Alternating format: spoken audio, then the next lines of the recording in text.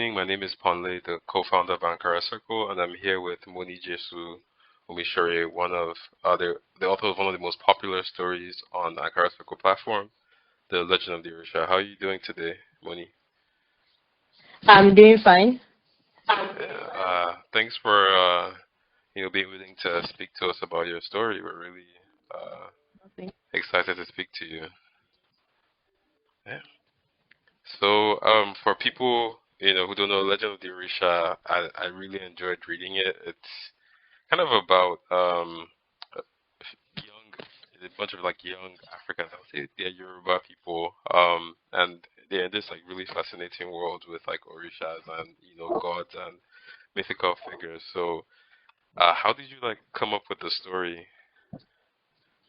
Uh, I I usually watch a lot of sci-fi and all that, and when I read a lot too. So when I'm looking at books that were popular in at least with people in the black community, I usually notice it was sci-fi. So I was wondering that why one day that much fantasy and all Yeah, that. So I decided I will write my own yeah, and use our culture, my Yoruba culture, to write it. So I formed the characters, the world, and all that. yeah. That's incredible. And this is I've actually started with this. I apologize. So, can you tell us a little bit about yourself? I'm Omishore Monijo Siloluwa. I'm 17.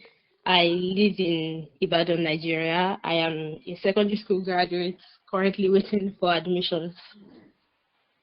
Oh wow, that's incredible. Like you're young and that your writing is like that mature. That's really good. Um, 'Cause I don't know, for me, like reading it, I was really like drawn to the characters and the story and the way you built that entire world. Like I know this story really, surrounds Erinle. He's like the protagonist, and he's meant to be like this like outcast and someone who the people in the village don't really like and mistreat.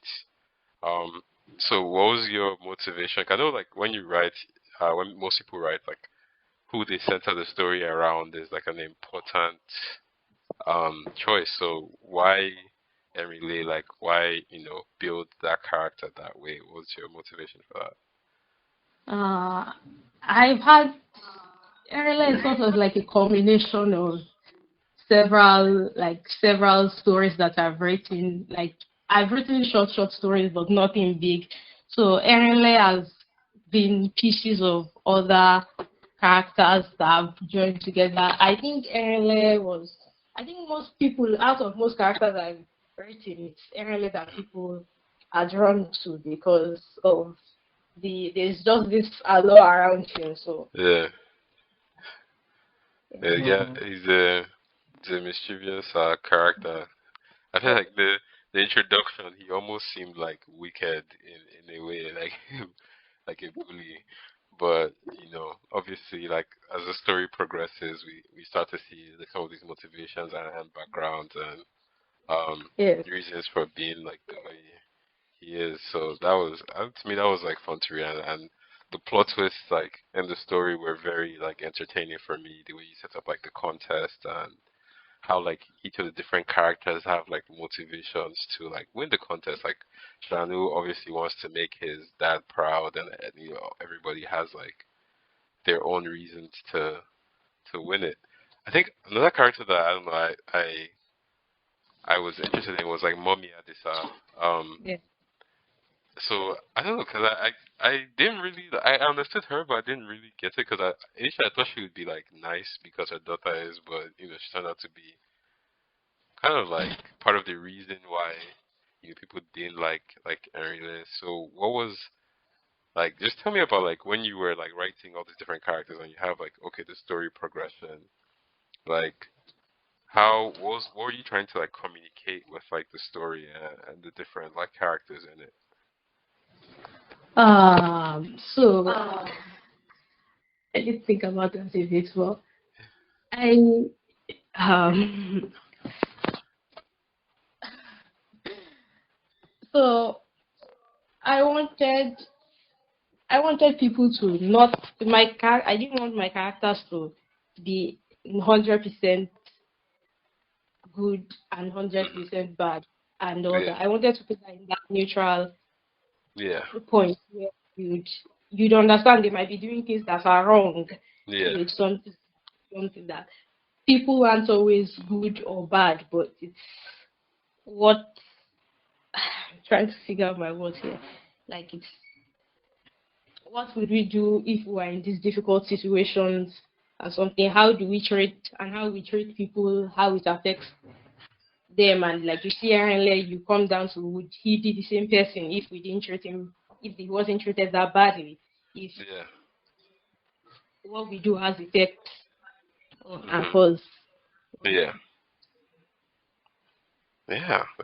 That makes sense. I think people are very complex, and your writing does a good job of like really showing that and like delving like into how people would react in different ways. Like people, like how all of these students were like they were seen as good, even though they used to bully and relay. But like when it came down to it, and they were in the contest, and things went like sideways, you kind of saw like what people were made of in that situation, and people really reacted differently, and sometimes in ways I didn't expect. So I think you did a good job of really like encapsulating that concept in your writing.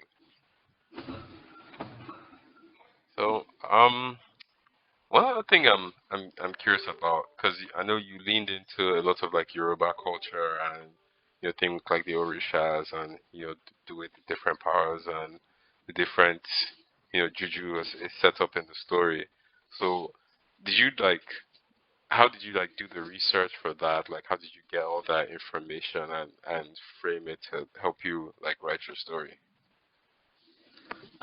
So I got a lot of books. I got a lot of books detailing Yoruba culture.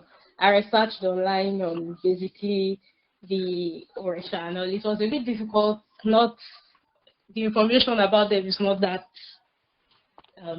large and easy to find, but I Yeah. researched it. I have a friend that also was helping me come up with ideas, helping me search any piece of research he found about it. He told me, and yeah, that's Okay. Well, okay, that's good. So, I mean, so that, like from what you're saying, like this was your first, like I would say, story of this length, like you've written. yes, Yeah. yes. So, is this something you want to like continue doing, or just focusing on short stories? I have continued the story. I've made a longer version of it. I'm currently writing a longer version of it. I think from now on I'll be moving towards more longer stories. Yeah. Oh, wow. I mean, and I know like people who write, you obviously want your like story to be like read by lots of people, or you want to like be able to connect with audiences and people to like get drawn into the world like you're making. So like that's amazing because even the way the story ended, it definitely was like there was more in the world than just the contest and the introductions of all the higher powers and all that stuff was really interesting. And I mean, for you, like writing, is this something like like your family like knows about and like supports, or like people in your community provide like support for you, or is it something you just like do on the side? It's something I do on the side, but my family has really backed me up with it.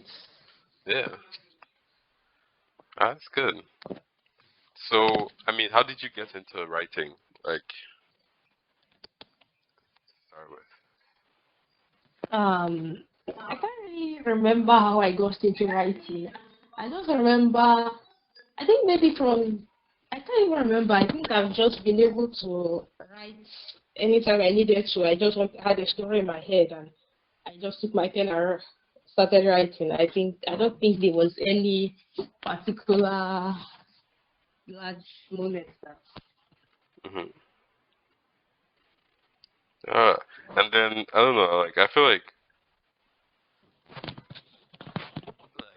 writing is like as an art that you kind of like need like a lot of feedback and moments that at least let you know that like okay, yes, like what I'm doing, like I'm really good, I'm really like talented writer. because I feel like your story is like really good and it's well written and you have like good sentence structure and grammar. So for you, like, what has been that like feedback for you or way for you to be like, okay, yes, like I'm really doing like good work and I want to continue doing this. Feedback. I've had a lot of people that I've given my story, not to that many people. I think this contest, because I really didn't think my writing was that good.